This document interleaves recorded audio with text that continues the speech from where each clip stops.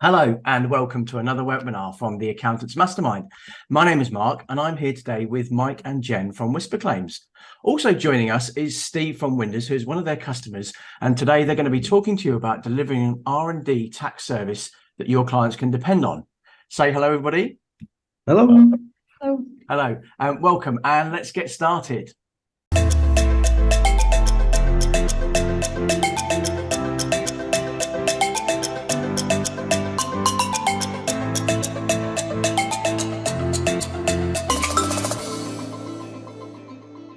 Please welcome Mike from WhisperClaims. Thanks, Mark. I've got to do the technical thing and share my screen, so bear with me a sec. There we go. Can you see that? Brilliant. Yeah, we can. Good stuff. Thank you very much. Right, what are we going to talk about today? Getting off to a great start here, aren't we? Slides are going wrong. There we go. Brilliant. Right, we'll do some quick intros in a second, and then we'll jump into a little chat about the changing landscape in R&D tax. Many of you will be aware of sort of tumultuous last 12 months in the market, and we're going to break that down a little bit for you. Then we're going to share some experiences of the market. We're going to talk to Steve about his experience, particularly in R&D tax over the last couple of years or so, and then we'll finish off with a Q&A. So in terms of intros, who are WhisperClaims? Well, we describe ourselves as quietly empowering accountants to enter the R&D tax market, and you'll notice I emphasise the word quietly there. And the reason for that is it's all in the name. So the WhisperClaims name is all about us. Essentially, we don't do claims, so we don't shout about ourselves out in the SME marketplace. We're here purely to empower accountants to get into this market through a combination of software and expert support. Now, Jen and I are both founders of the business. We launched it in late 2018. And since then, we're now working with just over 150 firms nationally. And we broke through a little milestone in the last week or so. We've done just over 3,000 claims with a total eligible spend of just over 500 million. So a huge number. So that represents about 125 million or so of tax benefits to the clients of our customers. So a pretty huge milestone for us there, literally just in the last week. So Steve, a little bit about Windows. Hi, I'm Steve Leonard. I'm partner at Windows Accountants, a small practice up in South Cumbria, 2 partners, 15 staff. General practice, we do tax accounts as most people do.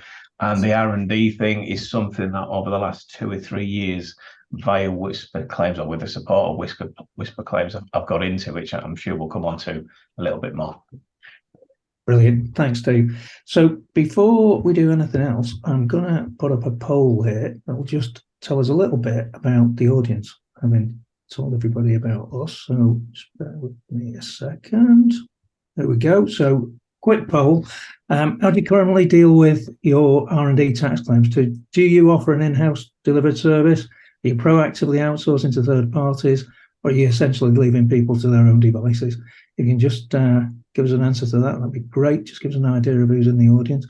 While we're doing that, Steve, what was your situation before you discovered us in the first place? So basically, we used to be at the bottom. We just left it. We thought it's not for us. We don't understand it, and we didn't really know anybody who could do it well.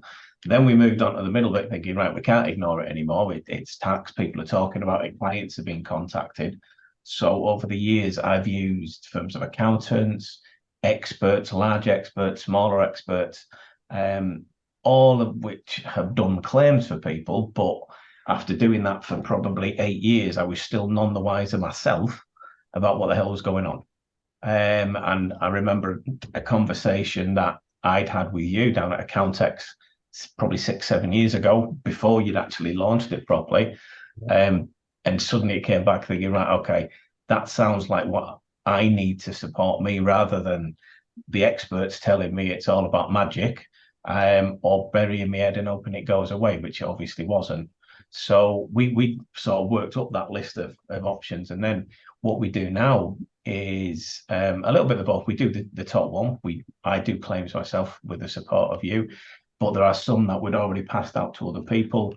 And there's others that if it came along and I looked at it and thought, do you know what, that's too specialist for me, we would pass it out to a third-party specialist, probably via the network that we've built up of your customers, via the WhatsApp group and everything else, getting that knowledge and finding a trusted partner who will work with you rather than just do something and keep you out of it. So that's my experience of probably over the last 10 years. And what would you say? Well, we'll end up talking about this in a bit more detail later on. But what would you say was the biggest driver for wanting to get into that top category? Was it control over the revenue, better client relationships, and in a way to stop people getting, in my view, potentially ripped off, right? By being told, "Oh, the average claim is £100,000 if you're in this sector, so therefore we'll go ahead and do it."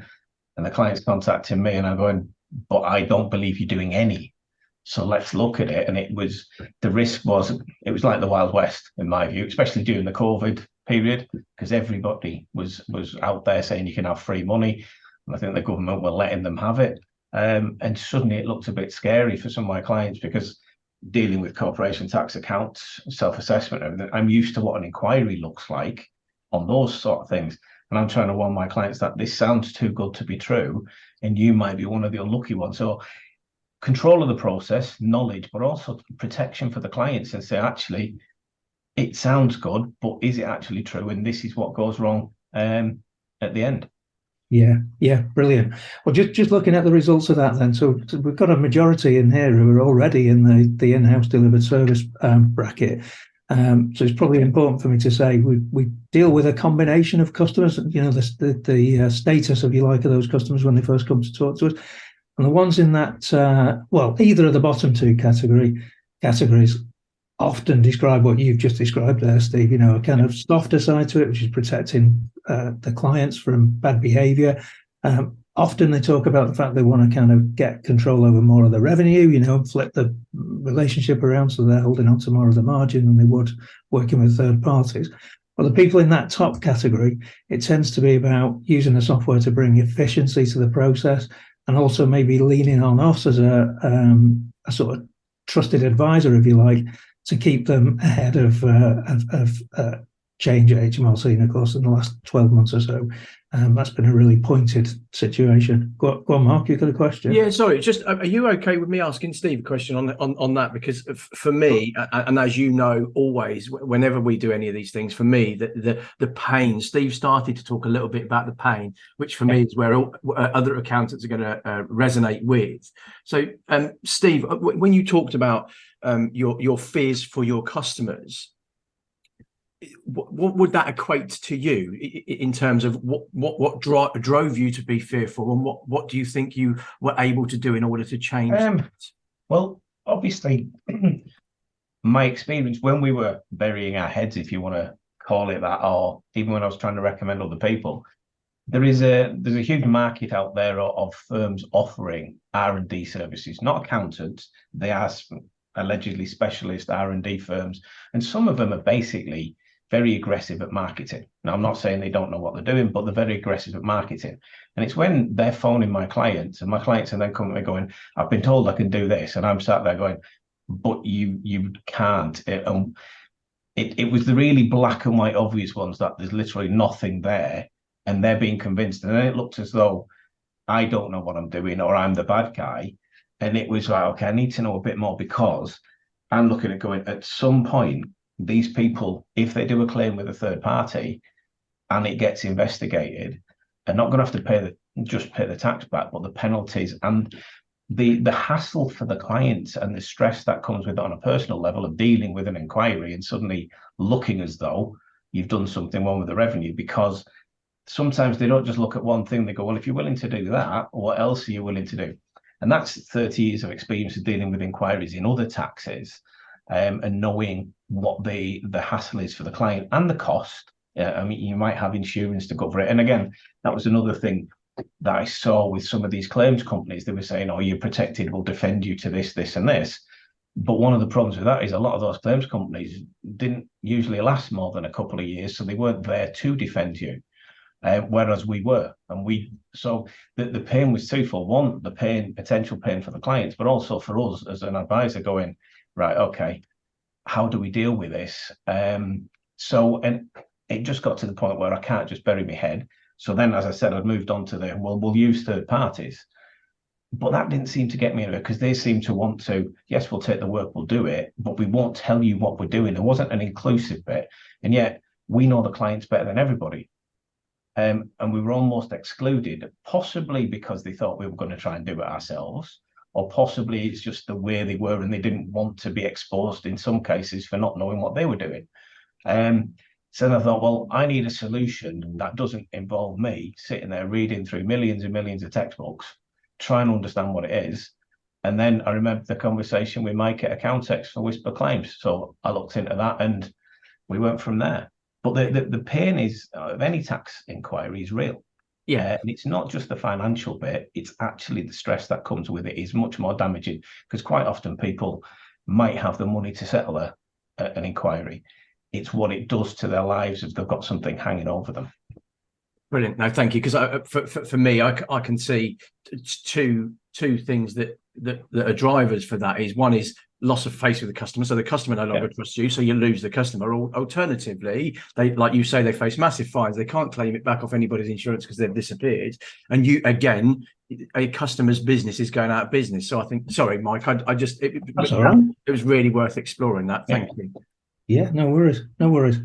So, I mean, you mentioned inquiries there, Steve. I mentioned earlier on, it's been a sort of awkward and tumultuous 12 months with changes to the scheme and changes to HMRC behaviour.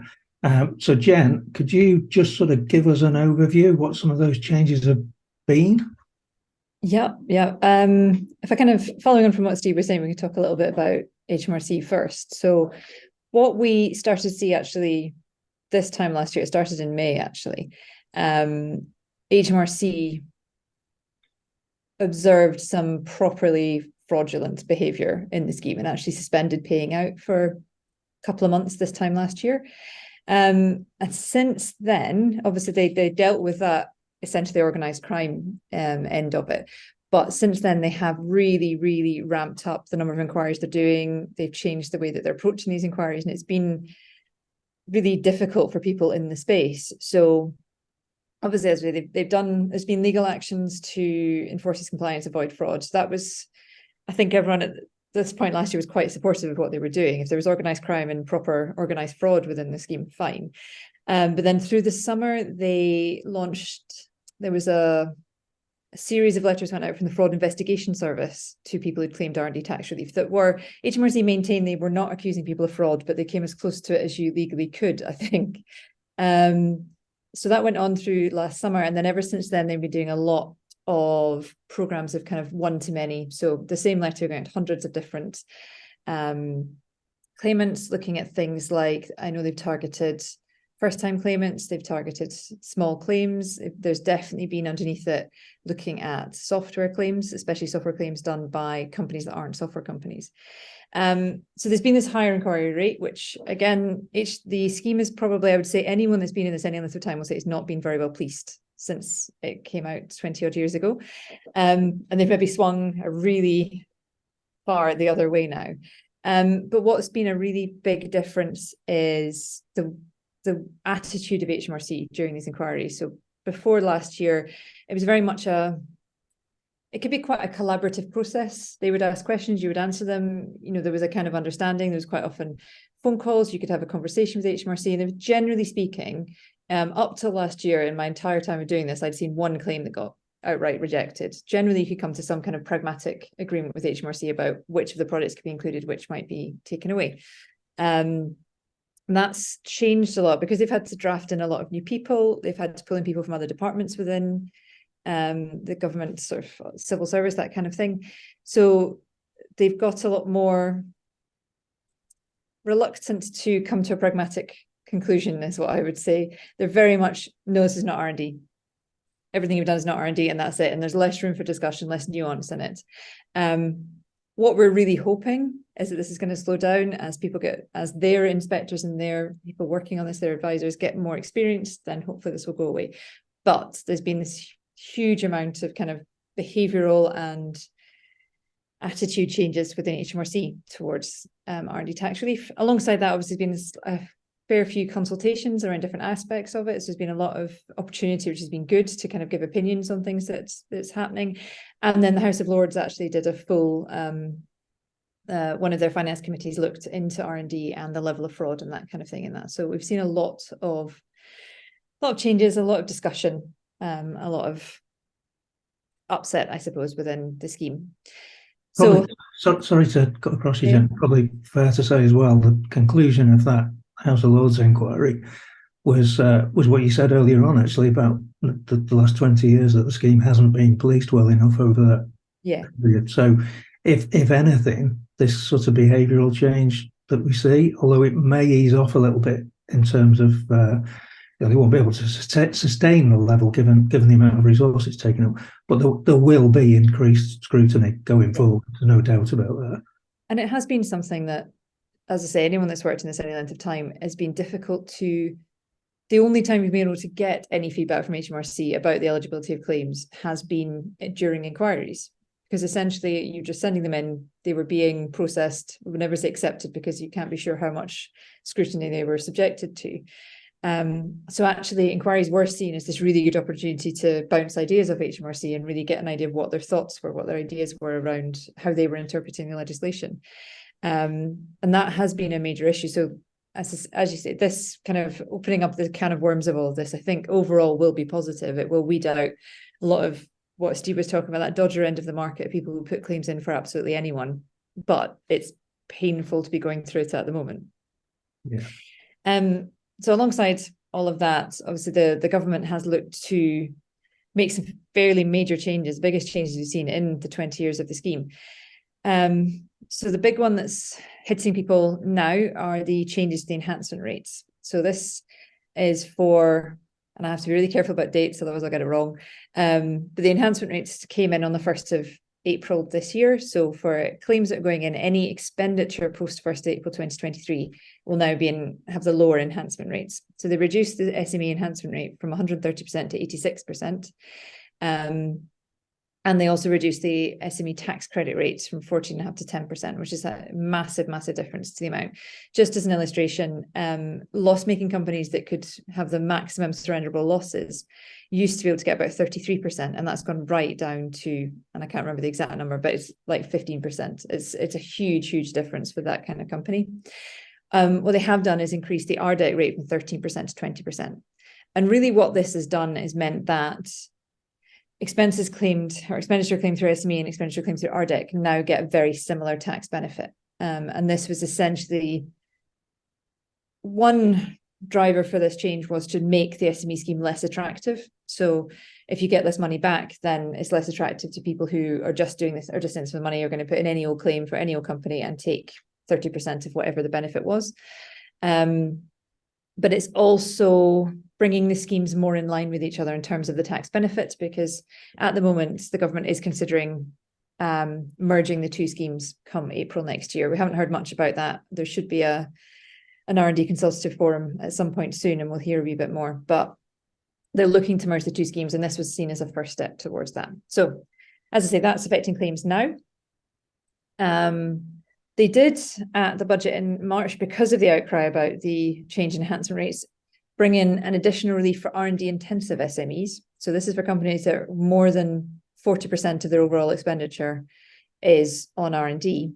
They've gone back up to that 14.5% tax credit rate. So it's only helping R&D intensive companies that are loss making anyway, and that brings their potential benefit back up to something like 27%.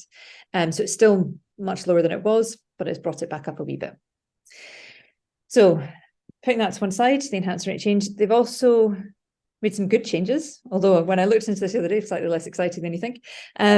Up till now, pure mathematics hasn't been allowed. So for the 4 or 5 companies in the country doing really cutting edge maths research, they now don't have to separate out what was applied and what was pure maths. It can all be claimed for. So for those, as I say, handful of companies, that's a really positive change.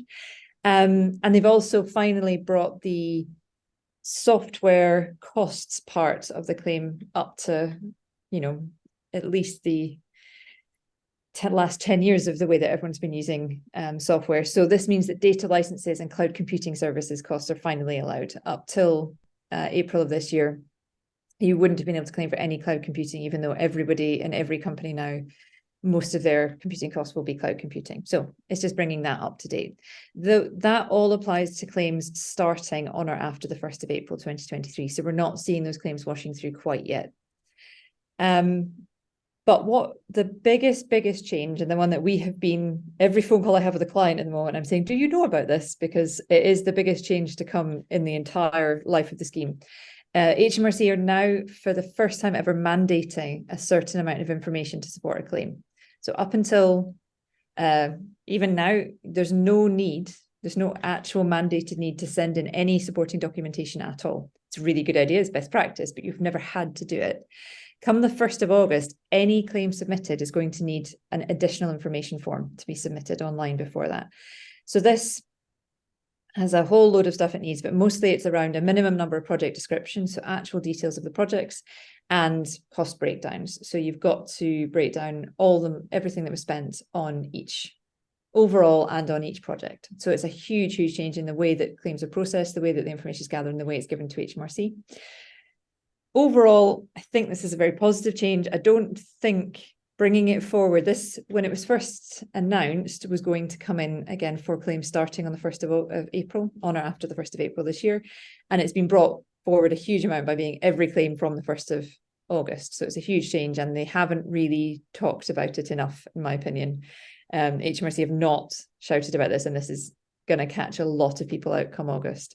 Essentially, if a CT600 with an R&D claim is submitted without this form being filled in first, they're going to reject or exclude the R&D numbers from a CT600, and you'll have to redo it with the form done. So it's going to make a big mess, let's put it that way, come August, if we can't get more people knowing about it.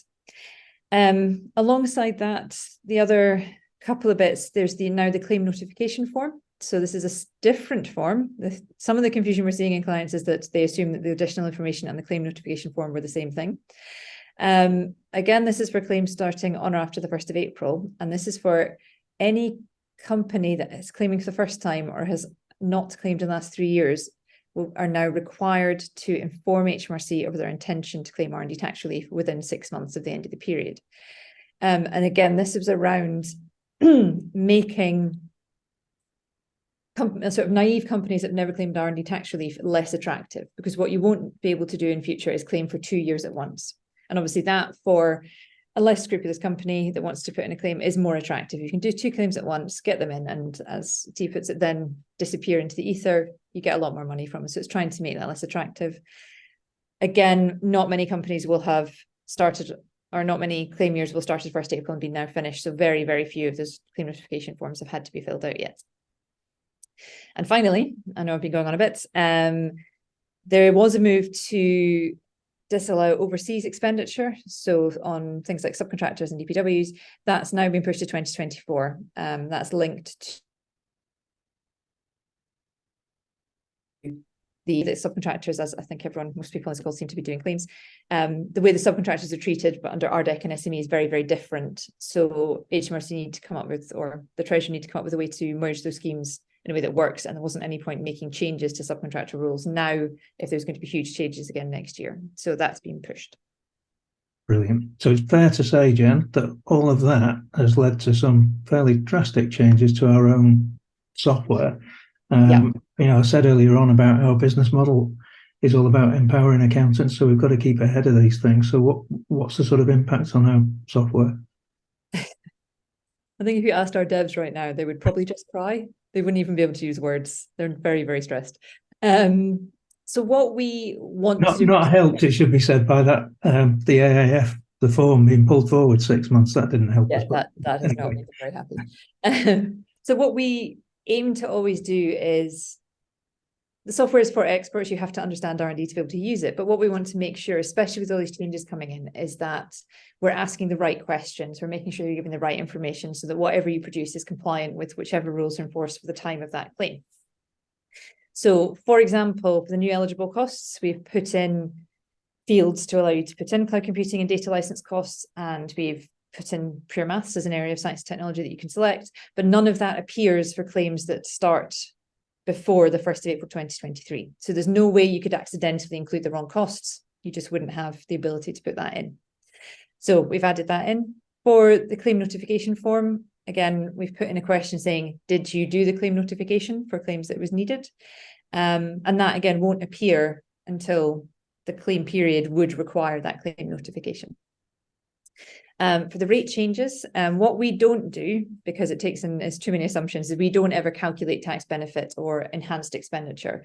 But what we are doing is splitting the expenditure into pre and post April, because obviously those have two different rates. So helping our clients out there, and just updated our report and things to make sure that's all reflected. And again, that split is only going to show up for claims that straddle the period. Ones that would start after the 1st of April will just give you the full post-April 2023 figure, for example.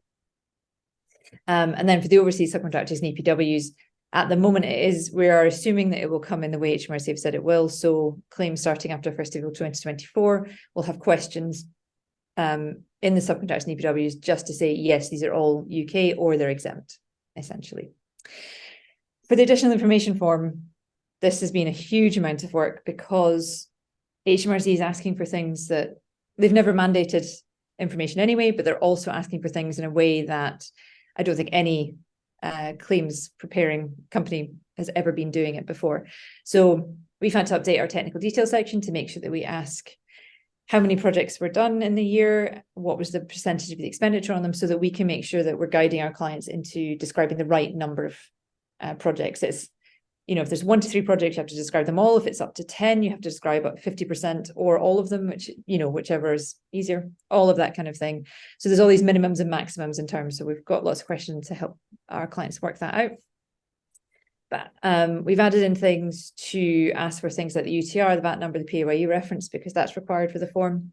And actually the big thing that's causing us huge stress at the moment is that the HMRC want the cost split by project, and then displayed in a slightly odd way, in a slightly counterintuitive way. So we're having to do a lot of work to redo how we gather those project costs and split them out into projects and then bring them back together to be displayed the way HMRC want them. And then all of this work is because what we want to do is really help our clients out by giving them a really basic output that can be copied and pasted into the additional information form. HMRC have said very clearly there's not going to be a public API available, so we can't, much as we would want to, just push that information into the form on our client's behalf. So the best we can do is give them something where it's in the same order as the questions and you're just copying and pasting across. And it makes sure that it'll be easy and quick to fill out the additional information form. There's quite a lot of not great aspects of the way HMRC have done the form. For example, if you take more than 28 days to fill out the form and submit it, it just gets wiped and disappears. So we know that our clients aren't going to want to put the information directly into the additional information form in case they have to go back to their client for more information. So we want to make sure that at the point where you do the form, you've got everything you could possibly need to fill it out. Brilliant. Thanks, Jen. Now, the sort of precursor to all of those changes, the assumption, well, it's not an assumption, the assessment by HMRC was that something like 450 million of the 7 billion or so of the scheme was fraud. So I'm just going to stick up another poll there, which will definitely stretch me. Just bear with me a second. Here we go. So this is just building on what Steve said about bad behaviour in the market. Do any of you have experience in the audience of bad behaviour? Any kind of scenarios you've come across where something was a kind of disastrous situation? And just while people are responding to that, Steve, could you expand on the scenario you touched on a minute ago? You know, sorts of things that your clients have come across. Yeah, I mean, it's varied. I mean, one particular client I recommended to a firm of accountants. They did a claim, and it was at that point which has set me on the journey of, right, there must be something better, because I looked at the report they did and I thought, there's about 10 pages, 8 of which seemed to be about saying how wonderful they were, nothing about the claimant company. Then they had some costs which we'd actually put together. Then the client themselves had come up with a percentage, etc. Put it all together and put this claim in. And I sat there with a client and I went, this is ridiculous. the percentages used, he just made them up. It was a historical claim to start with. But what that did is that then cemented bad behaviour with him, because he decided that after the first 2 years, which were done by that firm of accountants, he wanted to just do it himself. And he wanted me to help him. And I said, well, I don't really know enough about it. So he did it himself and said, put this on my CT form. And it got to the point a year after that I refused, because I said to him that one particular employee, because he also, as well as being a client of ours, also did work for us. And I went, there's no way you can have 100% of that person as R&D, because I know what they actually do. And what it did is it led to bad behaviour amongst the clients, thinking, well, it's easy. They've given me money. I'll just make the claim bigger. On the other hand, I've heard of other clients come to me and say, I've been contacted by these third parties and I've got a claim. And I said, you're a restaurant. What's your claim? Well, I create new recipes. I went, right, what do you mean? Like new menus? And they were told that they could claim for creating a new menu every season. Not food technology, although it was a nice restaurant, but it wasn't, there's nothing gastronomic in terms of like the chemical stuff that Heston Blumenthal did, which you look at it and go, there might be something there, but even I wouldn't go. And it was almost a case of, we'll find some way of saying you've done something and you'll stick it in. And going back to what Jen said, and House of Lords, it wasn't policed. And I'm sat there as an advisor looking at some of my clients getting claims done by third parties that I think are a joke, knowing that the risk of it is what happens if they get picked up. But it's almost a bit like the man down the pub saying, I've done this and I've got away with it and it's okay. There's a difference between being okay and just not getting caught. And what you see now over the last year is the revenue realising there's a lot of people either pushing the boundaries, which is one thing, or outright lying. And that's why what they've done is typical HMRC, is we've gone from nothing, let's go completely draconian and ruin the whole scheme for those people who are genuinely doing it. Hopefully that will come back on that curve. But yeah, some of the things, it's you look at it and go, on what reason? But what the other part about it is, none of my clients, none of the ones that I'm on about, came to me or came to somebody and went, I'm doing R&D. It was all because somebody phoned them and went, the average claim is £70,000, we'll get you some money. And they believed it. And that's where I came in going, I need to understand more, because I can turn around and go, I don't do R&D. Fine. But I still look after that client, and I've known them a long time. So I'm trying to protect them as I would with any other, whether it's if they were going to do something. Is it fair to say as well that your clients would expect you to have this service? That they would certainly expect you to be able to talk about it. Yes. It's one of those, anything that says HMRC or tax, they think we know about. So sort of separate example is when they brought in tax credits, which replaced benefits with a DWP, nothing to do with tax. As soon as they brought in tax credits, but HMRC managing it, everybody thought we had to understand it. Although it was really a benefit described as a tax credit. So yeah, if it's something to do that, they would expect us to know. And you run the risk that somebody comes along, whether it's a valid claim or not, you've missed it, and then they look at it and go, well, do you know what you're doing about everything else? And that's a credibility thing there. And that's why, going back to those three options on the first poll, you go from ignore it and hope it goes away, to try and find a third party to help because you don't know it, to that hasn't worked, so I need to get into it, but I need the support to do it. What I did find until I sort of started working with you guys in the software is there's not many people out there who want to help you learn. It was almost like a closed shop, because they were worried that, I suspect, if more people could do it, then either they would lose money or their bad practices would be exposed.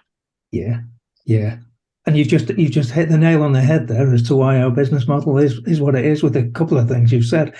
One is the fact that any accountancy firm worth its salt has got really close relationships with its clients, and there's that expectation that you should be able to support them in all aspects of the business.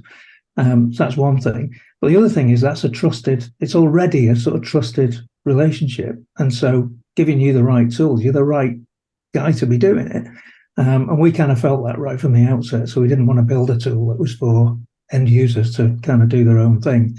We thought it was a much better model to kind of help you guys to do it more efficiently and more effectively where we could. Now, I can see from the poll results, we've got 2 people who've said they have been exposed to bad behaviour. So feel free, if you can, to put some notes in the chat about those scenarios. We've come across a whole host of, I suppose, extremes in the last 2 years, a couple of which we reported directly to HMRC that were right at the fraudulent end. And by fraud, I'm talking about made-up accountancy firms with made-up clients doing made-up claims. It's that extreme. Now, thankfully, those things are few and far between. As Jen said earlier on, a few people have gone to jail recently for that kind of behaviour. But it's this sort of stuff in the middle, the poor behaviour and poor treatment of clients. It's the thing that we're all, I think, really trying to fight against. So thanks for everyone for responding to that little poll. So just based on, oops daisy, let me get rid of that just a second. Just back to this slide for a second, Jen. What would you say are some of the sort of new dynamics in the market that are now happening as a result of these changes? I swear I can't remember what I'm supposed to say. I'm thinking about, so the reduction in rates, for example, is certain people kind of run scared from the market because now suddenly the margins are not there for them, for example. Definitely. So we're seeing quite a lot of people pulling out of the market completely and just saying it's not worth this for me. I was doing small claims anyway. Some people running scared from HMRC essentially saying that I don't want to take any more risks. I can't do this to my clients, which is unfortunate because if people, as we say, these trusted advisors, these people that, if nothing else, accountants are held to a certain level of excellence by their accountancy bodies and things like that, whereas the rest of the market is completely unregulated. And what I suppose we're worried about in this is that means that all of these claimants that can't go to their accountant anymore will end up going to the slightly dodgier end of the market and they'll soak that up. But we are also seeing companies saying, right, this is a good challenge now, I'm going to do this, I'm going to push forward, I'm going to do more of this, I'm going to make this better. But looking for someone like us that can help them out in making it more efficient. So it's definitely been some people being scared and some people seeing this as, right, I'm not going to let HMRC win. We've got to do this better. We've got to protect our clients from this. Yeah. Our sort of average customer size, if you like, it is a firm similar to Steve's. And I can't remember the numbers for you, Steve, but it's, you've put through maybe half a dozen claims a year. It's at that kind of scale. And that represents our average size customer. But just in these last few months, as all of this has been hitting, we've seen much bigger firms coming to us, which is interesting. And I think that's partly because of what Jen just said. They're in the market, they're determined to stay in the market, they're determined to fight, but they need a little bit of help in terms of structure, keeping ahead of these changes. And that's why they're coming, knocking on our door. And I don't know, Steve, have you been affected by the behavioural changes, the stuff on the right there? Have you seen any come through? Not yet, because obviously they are some of them are only coming for claims after April. The 1st of August one will be a bigger change. Yeah. So anything after there with that extra thing, which isn't a bad thing. And what I've been doing is talking to clients saying these rule changes are coming in. We now need to be even more robust. Because one thing that surprised me years ago when other people were doing it was, as you said, you didn't need to give them anything. Just put a figure on a return and get a refund. And it seemed to be that easy. So that was one of those smoke and mirror things that I never did anything years ago because I thought, right, I don't know how to write the report. I don't want to get into all of that. And it turned out, whilst I would never have done it, you didn't even need to do that. You just had to come up with some figure, stick it in and hope for the best. And it seemed to be that happened. So what the software does is does 2 things. It gives you a structure and it gives you the right structure. So if there's legislative changes, they will come in. And as you said, you can't put something into the wrong box from the wrong claim period, or you will now have to mandate something and it won't let you move on until you've done that. And that's one of the things I liked about the software is you go through it, and if you put something in, it's almost intuitive and says, right, well, doesn't look as though you're going to go any further because you haven't even met the basic criteria. So with the changes coming in, it still allows me to have that template and the efficiency, because if you're trying to do this, and I've seen some reports that obviously people have done themselves either freehand or copy and paste from something else, and it's time consuming. And where you're looking at the fact that the rates have gone down, so the amount the client's getting back has gone down, then they're going to be looking at going, well, it still takes us the same. It's actually going to take us potentially longer to do a claim, but they're getting less money for it. So they'll be thinking, well, we're going to pay you less. Now, I know some firms work on a percentage basis of the claim. They'll have to possibly rethink that. We've never done that. It was sort of a flat fee, because I'm not doing this to make a fortune. As you said, we do half a dozen or so claims a year. My motive for this was to be involved in it, advise people and protect them, not to make a fortune. Although there is the added benefit that if you can do it, there's either client retention or potentially other conversations to have. But it hasn't affected me yet. But some clients are going, well, is it going to be worth it? And obviously it comes down to the numbers. If you're doing very small ones, chances are they might look at it and go, no. But the software allows us to go through that process with them in an efficient manner to even make that first decision. Because I think I've explained to you before, I don't just sit in isolation. I sit there with my client and go through every question and explain it and say, what do you think? Because it's their answers, not mine. And you go through it, and that's a collaborative thing. And if you sit there, but it also means you've got an hour or so with your client where you're talking about the R&D, but you're learning so much about their business that you possibly didn't know, because it's like they come up with projects. So you're building a deeper relationship. Yeah, and then you find that even if there wasn't a claim at the end of it, you're getting a deeper insight into the business, aren't you? Because sometimes they're doing something you think, well, might not be R&D, but it might be something else we can look at for grants or anything else like that. So it's what the buzzword is, touch points with your client. It gives you the chance to do that, and certainly with the knowledge, you look as though you are that trusted advisor, you know what you're talking about. Even at the end of it, you go, it's not really worth it for this. You've learned so much more, and that's worth a lot as well as just the R&D bit. Yeah, something that you said there, I just want to pick on, which is a perfect point, which was it's their answers. So yeah, it's kind of recognizing that the competent professional is the client. A lot of consultancies out there will say, we employ PhD scientists and engineers to understand your claim. You're not that, but what the method that you're kind of utilizing there is allowing you to do is put the power in their hands, let them answer the questions, and let them lead. Yeah, because again, I've seen too many the other way where somebody comes along and goes, you're in that sector, you can claim, come up with some vague things, write it. And the client, when you speak to them, still has no idea what they're claiming for, which obviously is wrong. And I think that's one of the changes that's coming in. You've got to have a lead person from the company, but it also now names the advisor as well. So I can't just sit here and make it up. But yeah, when I've gone through those questions with people and they said, well, I don't know what it means, and then we look in the help bit and go through it, what they're actually doing is answering the questions and going, well, no, we don't do that. We don't do that. And then you look at it and go, well, actually, so I've done as many of these things and not claimed as I have that I've claimed. Yeah. But what you do is, rather than just going, no, you don't claim, and the client thinking, well, this bloke on the phone keeps telling me I can, you go through it and say, right, this is the reason why you can't claim, or why it's not worth it. And then you say, well, have you got anything to back it up? Have you got timesheets? Have you got these? No.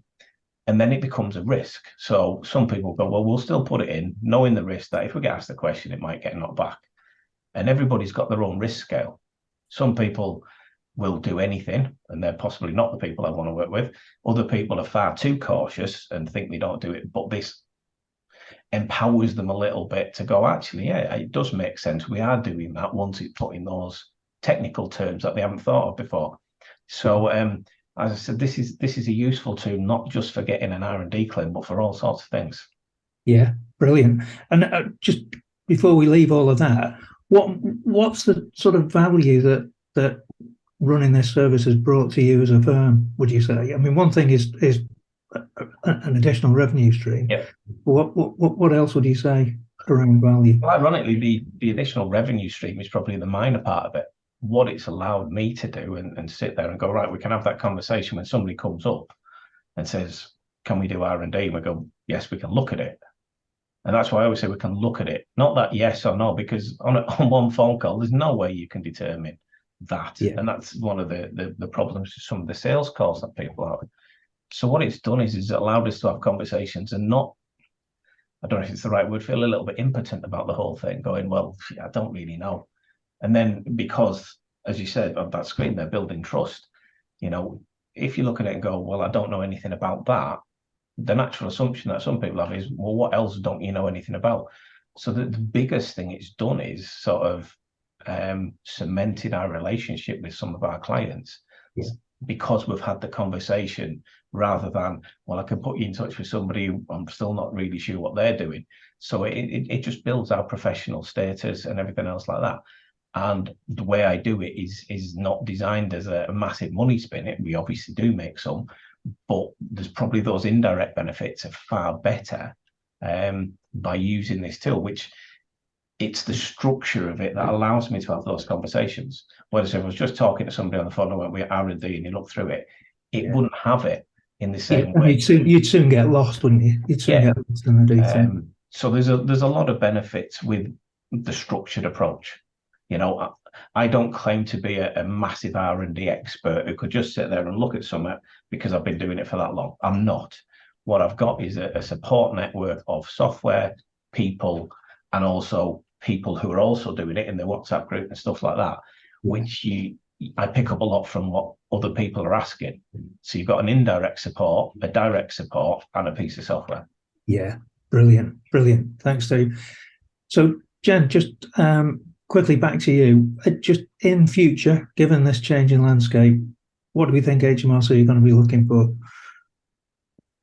Yeah, so biggest change obviously is just the additional information form, but kind of within that, they've definitely been targeting claims coming from non-technical sectors, and the only basis that the basis for their kind of questions about the sector is around SIC codes. So this is something that we've been recommending to clients, is making sure that your client's SIC code is correct and reflects what they're currently doing before submitting a claim. Obviously, a lot of companies will start out with other business support services, not elsewhere classified, and move into software development or some kind of engineering development or something that's actually really quite technical. So you don't want to immediately expose them to the risk of HMRC going, you're not, you're a consultancy, what on earth are you claiming R&D for? So definitely making sure that the claims are coming from the right sector and that your client themselves are looking like they're working in a technical sector. Obviously, additional information form, and that encompasses detailed project descriptions and more project descriptions. So as I say, it's somewhere between 1 and 10 project descriptions that HMRC will be looking for. So they're going to need that. They're going to need that ahead of the CT600. The pre-notification is coming in as well. So you're going to have to be very careful about first-time claims, companies that haven't done this in a while. And just making sure that all those changes we've talked about are applied to the right claims at the right time. And I think that's going to be the biggest challenge, especially if this merged scheme comes in next year. There's going to be huge changes across the board, and it's going to affect, you have 3 years worth of claims that have different, potentially different rates, different rules, different requirements, all that kind of thing. So keeping on top of that, I think, is going to be really, really important. And we'll see there's some little kind of breadcrumbs as well. So, for example, the additional information form for the first time ever asks you to separate out the costs for qualifying indirect activities, which suggests that HMRC are looking at whether they should allow qualifying indirect activities. This is claiming for things like planning and training, and there's a list of qualifying activities. If they're looking at that and they're asking for it separately, there's obviously something happening. So I wouldn't say we're finished with the changes yet. It's going to be an interesting couple of years yet. But in general, making sure your clients are working in a technical sector, filling in all the forms as and when they're needed, and making sure that you are applying the right changes at the right time, I think is what the absolute minimum everyone's going to have to do over the next year. Brilliant. And, like I said earlier on, one of the key drivers in our business model is to keep our tech and our support ahead of all of these changes. So two things: structured approach to the software kind of enables you to work through these things. But just as important to that, Steve mentioned the fact that we've got our support that sits alongside it. So we've got an advice line that's kind of open. Any questions that you've got around eligibility or a particular claim, you can ask the team. But then a really important aspect is a WhatsApp user group, as Steve mentioned, which is just a great place for people to kind of share experiences and share thoughts and ideas. And we've got about 100 people who sit in that group as well. So that brings me to, I suppose, the close here. Which is just a second in screen. There we go. So if you'd like to know more about the software, we've got a webinar that we're running on the 2nd of August, and we'll put up a link to that in a second, where you basically get a short form of our demo, so you get a flavour of the software and a little bit more background on our business. But if you prefer it and prefer a one-to-one demo, you'll see Susie's email address there. Susie's actually on holiday this week, so I'll post my email up into the chat in a second as well. So if you want to reach out and have a one-to-one demo, we can organise that for you just over the next few days. No problem with that. And then I think we're going to go back to Mark for questions. I know you had a few questions before we even started today, Mark. Yes, thank you. Let me just, there we go. Let's get all of us on so we can see. So I'm not quite sure who's going to answer the question. So we'll go with whatever happens. So Ashley asked right at the beginning, and I thought it was pointed to wait until the end because it was not necessarily related to what he was doing. I didn't want to interrupt anybody's flow, but Ashley starts it with stupid questions. So of course she's already in with what we want to be achieving. Stupid question from me, but does the client always have to submit a report to HMRC making a claim? I had done a couple of claims in the past and prepared the report along with my calculations. I didn't send the report and HMRC never asked me for it. I did it to keep myself right. That was a good few years ago, so things may have changed. Yeah, so as I said, up until the 1st of August this year, HMRC have never mandated any reports, anything like that. It's been best practice to send it. It can be good because it can preempt any questions they might have. You kind of hope to yourself that it will deflect an inquiry without them coming to you. But yeah, you've never actually ever had to do it. So Ashley's never done anything wrong by not sending it to HMRC. But that all changes come the 1st of August. Excellent, thank you. Greg asked, do WhisperClaims provide a review service? Yes, we do. Yes, we do. So got a couple of things really to say about that. Within the software, when you get to the end of the process and you've prepared your report and you want somebody to have a look over it before you submit it to HMRC, we have a small uplift to the service, and a member of the team will do that and give you direct feedback on the claim itself. But it's probably also important to mention, I mentioned the advice line earlier on. So while you're actually working on the claim with the client and you've got some specific questions, perhaps around the eligibility of a given project or the treatment of costs for a given project, we're there to answer that question along the way. So there's sort of two aspects to it. You're supported through the process of building the claim, and then once you've done it, if you want somebody to look over it, then absolutely we can do that as well. I'm going to ask a really bold question. Hopefully it goes really well. Steve, how do you find the review service? I haven't actually used it, but that was my choice, mainly because of some of the claims I've been doing. But not the review service, but I have phoned the telephone support and also the WhatsApp group, because that's where people like me are asking questions, and they either get answers from people like Jen or Mike, or answers from other people who are doing the claims and have that experience, because peer support is equally important. That's the bit that I always found over the years nobody had given me. Nobody talked to me about it because they were all threatened or worried about something. Now there's a bunch of people who are doing this, using the software, but actually doing the claims. And those real life problems, you're looking at going, all right, I've had that, or I'm glad I know about that because you do it. So it's not just a piece of software. It's like a little community with it. And especially around these changes that are coming in, as Jen said, there's been confusion about which bits are coming in when, and the clarity, because the HMRC guidance wasn't great on some of them. It was very confusing. So people were asking questions and we were all giving different answers. Then we got the sort of definitive answers from the Whisper guys. So yeah, the support is all around if you want to use it. And it's not that anybody's competing or worried about it. They're genuinely just collaborating, which is something in the accountancy profession that unfortunately there's not enough of. But it's because they're in the wrong Facebook group, Steve. That's why. I'm in plenty. But no, it's the whole point of it, which is obviously why you're running things like this, that there's no agenda from anybody. It's just to get out there and help everybody do the best they can for their clients, because that's what ultimately we're all trying to help in our own individual ways. Yeah. Brilliant. Thank you for that.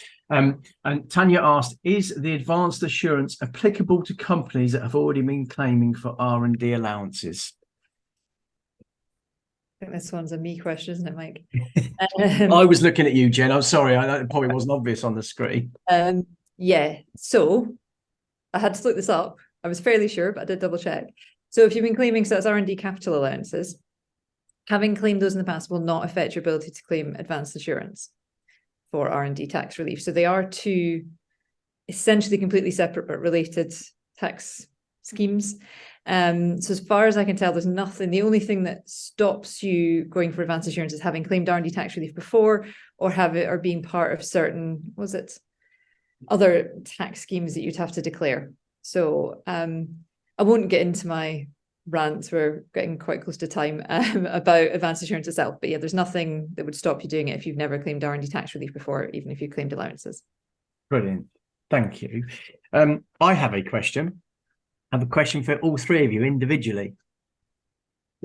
So given all the changes and all the fear that is out there at the moment, what is the one top reason to carry on with doing your tax R&D claims?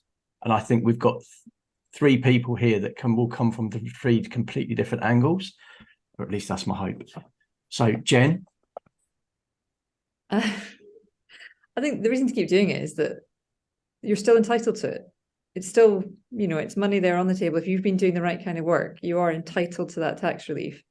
And we shouldn't be letting HMRC frighten people away from claiming it. I don't want them to be able to go back to the government, the Treasury, in 6 months and say, look, loads of people withdrew their claims, so they're definitely dodgy, so therefore we win. I don't think that's the right way to go about this. So I think part of me is just feeling like you can't let HMRC beat us. We've got to keep going. We've got to keep doing what's right for the clients. Brilliant. Thank you. Mike? You're on mute. You're on mute. I bet that was a really good answer as well. That was a really good answer. What I was actually saying was that Jen's answer was brilliant and hard to follow. I think I might kind of preempt something that Steve's going to say here. I think this theme of kind of protecting their client is really important. So building on what Jen said, the client is now getting hit by an HMRC inquiry or a general feeling that the claim might be dodgy, but you as the accountant know it isn't. Don't walk away from it. Give them all the support you can to get through this period, because otherwise HMRC are not going to learn and the process isn't going to. Brilliant. Thank you. Steve, you got to come up with a different one now. Sorry. Well, it's simple, really. It's all about the client. You're looking after the client, the supporting the client, protecting the client. And as I've said, even if you're not doing R&D, you can have the conversation about it to either say, this is why you can't have it. This is what you can do if you want to claim it. And obviously the risks involved with it and the rewards have gone down. But why wouldn't you want to talk to your clients about anything? And this is just another way that will, like I said, I've made as much financial gain from non-R&D stuff by talking to people about R&D. And the thing is, and if it's there, you can't ignore it. I've done too much of ignoring it, and therefore other people have either benefited or people have suffered. And I don't want that for my clients. I want to be the person who, even if I turn around and go, right, well, this is a little bit too much for me, even with the support I've got, I'll pass it on to somebody else. But ignoring it doesn't help. Ignoring anything doesn't help. So you work to the best, and every firm will have their own way of doing it. Some will do it in-house, some will do it with third parties. For me, it will always be a combination, because there'll be things I don't want to do or things I don't understand. And even if I never did another R&D claim again, I'd probably still have the software just so I can sit with the clients and go, this is what you could do, this is what you can't do, even if I never submit more, which is probably not where Mike pitched it in the first place. But this is a support tool that allows me to talk to my clients about something that otherwise I'd be going, yeah, sorry, I don't have a clue, and looking a bit stupid. Brilliant, thank you. And one of the reasons why I love these webinars, and when people like Mike bring on their customers, is because, Steve, I think you could be open and talk about the real stuff, the stuff that's going to affect the customer or the other accountants. And I think it's great. We have just had one last one on the chat. We only have one client for which we submit an R&D claim. Oh, sorry, it was just a statement. Thank you, Mike. Sorry, it wasn't even a question. Sorry, that was in the constructors industry. I presume there wasn't a question on there. But unless anybody else has got any other questions, Michelle was just popping in the information, I believe. So there's a bunch of links there, Mark, that are basically resources that support some of the things we've been talking about. So a combination of downloadable guides and recordings of webinars around the topics we've talked about. So things like the additional information form, your process for dealing with inquiries and that sort of thing. And the point there is there's a raft of resources on the website to tap into beyond those if you enjoy reading through some of those things.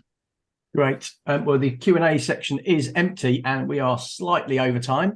So I'm conscious that we don't want to take more of anybody's time. So thank you very much for joining us, Steve. It was great to meet you for the first time. But thank you for coming along. And we'll speak to you also. We've got another webinar coming up soon. So if you are watching this, we'll put the details in for the next webinar at some point. And we'll speak to you all soon. Brilliant. Thanks very Mark. much. Thanks, everyone. Cheers. Bye-bye.